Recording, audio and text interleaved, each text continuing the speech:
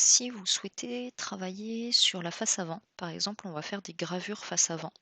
Vous pouvez utiliser donc cette partie-là. Ce que je vais faire, c'est que je vais désactiver les autres groupes d'usinage et je vais cacher tout ce qui m'embête. Cacher le calque. Le raccourci, c'est espace, donc je vais tout cacher avec espace. Sauf mon calque 0, mon calque d'origine, que je vais pouvoir copier, coller, origine 1. Comme ça, je vais travailler uniquement sur celui-ci. Les rectangles, je m'en fiche, donc je les supprime. Maintenant, je veux faire des gravures. Alors, on va utiliser un petit plugin qui s'appelle Hatch, qui est très rigolo. Je sélectionne tout ce que je veux. Et là, Hatch va se faire, donc les gravures vont se faire sur l'ensemble de l'acétate qui va me rester. Hatch.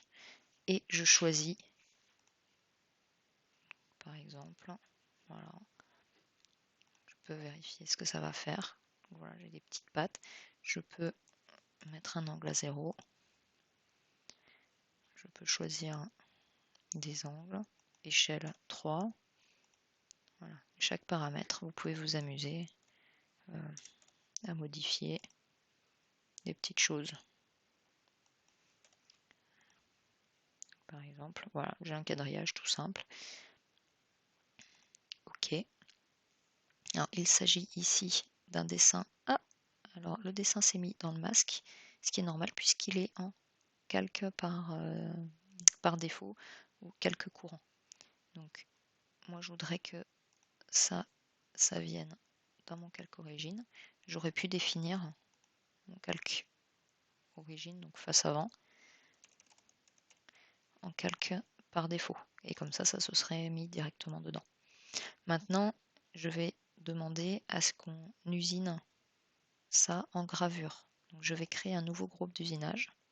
Clic droit sur usinage, nouveau groupe d'usinage que je vais appeler face avant.